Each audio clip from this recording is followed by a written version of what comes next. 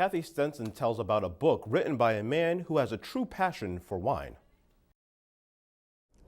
Ray Walker's 2013 memoir is a story about a man who has a love of adventure and makes a decision that will change his life.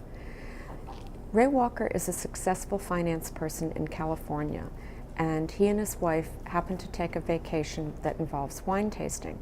He immediately becomes hooked on wine. He decides to do research on winemaking. He joins Wine Society. He goes to wine tastings, and he eventually realizes that he's most interested in the wines from Burgundy, France.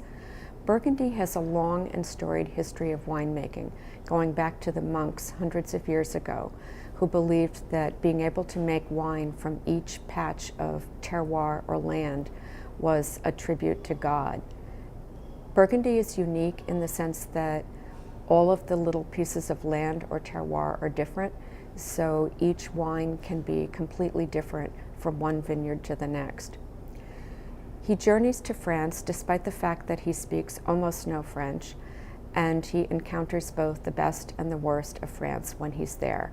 He is successful in buying his grapes.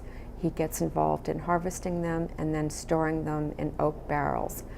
So he encounters French people that are perfectly willing to help a total stranger, but he also has to deal with bureaucrats who demand that every I be dotted and every T be crossed, and also a local jealous winemaker who's determined to see him fail.